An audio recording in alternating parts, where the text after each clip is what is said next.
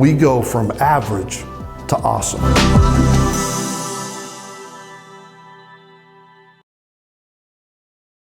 I want to welcome you to our 7th lesson here in our Nobody is Born Average course. And in this session, we're going to talk about the final piece of average, and it's simply the E. And we're going to deal with exist. What do you mean by exist? Well, basically, when I use the word exist, I'm talking about basically doing nothing at all. Oscar Wilde once said that to live is the rarest thing in the world. Most people exist. That is all. That's a little staggering to me. And in that quote that I just read, I feel like we're introduced to two things, in my opinion. Number one, living is something that is unique and special, and it's something that we must value and treasure. The second thing is, according to that quote, and it's probably true, the normal person, not you, of course, but because you're taking this course, the normal person basically just exists. What does that mean? Basically means they do not value what life they live. They do not value that life really has meaning and purpose. Now, throughout this course, my goal has been to get each of us to realize that we are more than average. We live for so much more than what other people may live for. What I've tried to get us to recognize is that your life, my life, is not just some haphazard occurrence that is just for a few years, 30, 40, 50 years, and then suddenly it's over whenever it's your time to go. Life is so much more. You were not created to just exist. How do I know that? Because I know the Creator, and I know He placed within you a desire for more. You were created for this thing called more, but the tragedy lies in the fact that most people never recognize their potential. They never strive to do anything with their lives and are settled with just being part of the status quo. But that is not you. So let's break it down. Life is really all about choosing the proper paths, and what we often see is that many choose the common path, the path where one does nothing at all. They just exist. Doing nothing at all often appears really to be the safest route. It takes little effort. If I don't mess with the apple cart, it'll never get upset. I won't have to pick up a mess. I won't have to deal with this issue or that relational challenge. I won't have to mess with that individual and their attitude and you can fill in the blank. I've learned something. A person that merely exists doesn't enjoy life. They have no passion. They have no enthusiasm or interest in what they're doing. They'll simply go through the motion of life without having any aim or purpose. So if we follow this, just stay with me. If we choose to follow down the do nothing at all path, and you know what, when I do that, what that means. If we choose to follow down the do nothing path, do nothing at all journey, just exist, we tend to allow three things into our lives that I think we probably need to really look at and dissect for this lesson that you're watching right now. The first one is rationalization. Rationalization is defined as an attempt to explain or justify one's own or another's behavior or attitude with logical, plausible reasons, even if these are not true or appropriate. Essentially, rationalization is a way of making excuses. When you rationalize, you are basically making an excuse to do nothing with your life and nothing with your destiny and nothing with your future. You're just existing. When you rationalize, you are trying to explain away your reason for even being on this planet. Then there's resignation. You resign to the place where you begin to think that there is nothing more beyond where you find yourself. Now, according to Greek mythology, Hercules constructed 2 pillars near the Straits of Gibraltar to mark the edge of the then known world. These pillars bore the 3 Latin words, ne plus ultra, or no more beyond. Spain later adopted the phrase as their motto and to serve as a signal to sailors and navigators to go no further, essentially shutting the door on possibility and adventure and exploring. The Spaniards truly believed their explorers had reached the outer limits of the earth. Then along comes a man by the name of Christopher Columbus. And he made his voyages and he changed the world forever.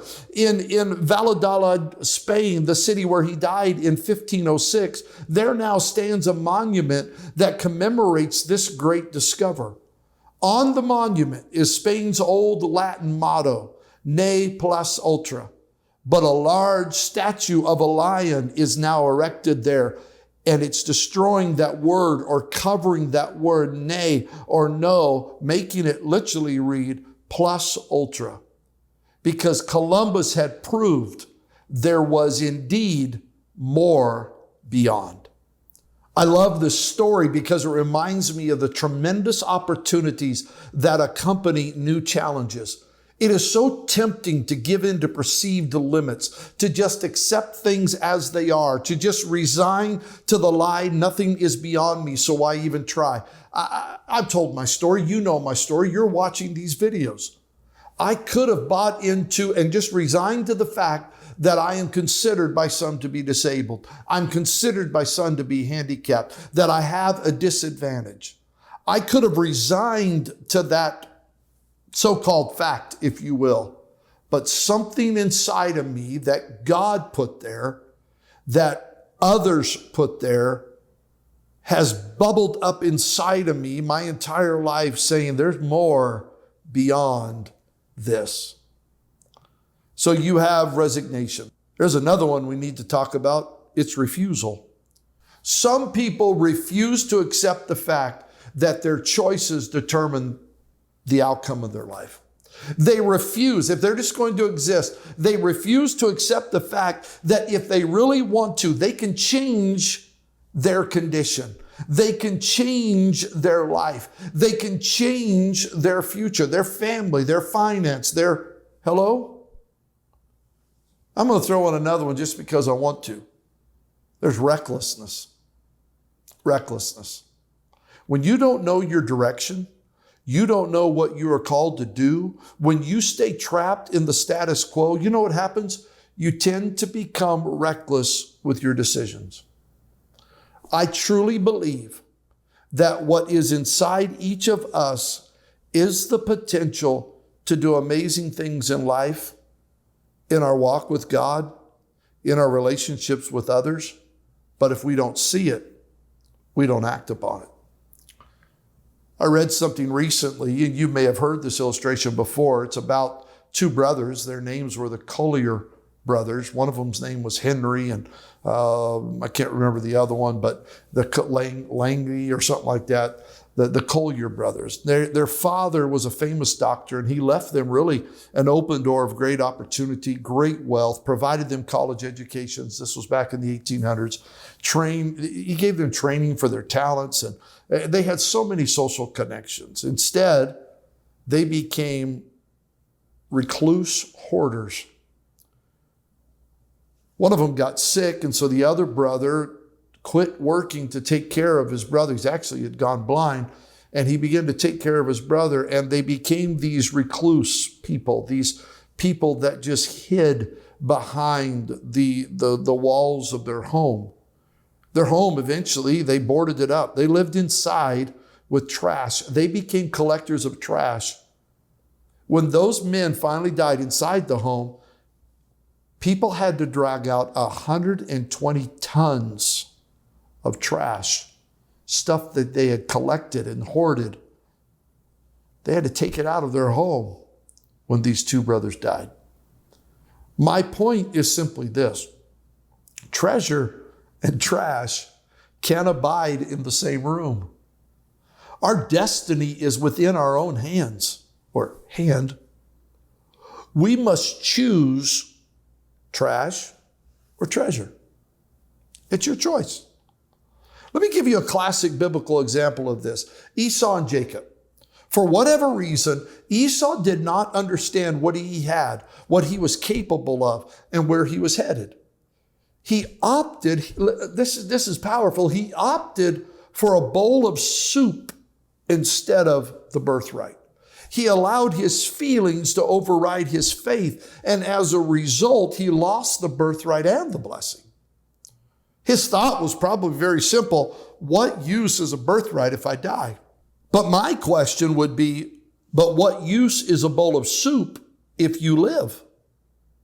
Your choice to rise above or stay average, it's yours to make. I cannot force you. Just because you purchased this course does not mean that I'm going to fix every problem in your life. It's your choice. You can rise above or you can stay at this place called average. That's your choice to make. And you may be asking the question, what good is there if I step out and recognize what God wants to do through me if I fail and falter? But I would ask you a question in return. What good is it for you to stay locked in the prison of average going to do? What's that going to do for you when you have an entire life ahead of you to live and experience the success and the blessings of God? Existing or staying in average basically says, I don't care about tomorrow, but destiny and desire say, tomorrow may have challenges, but challenges help me grow. Challenges push me beyond and cause me to become. Challenges accepted determine the ceiling of my potential. You can exist or you can expand. It's your choice. You can exist or you can enjoy your future. It's your choice. You can exist or you can experience greatness. It's your choice. Oftentimes, the reason that I think we just exist, we never stretch, is because we fear stepping out.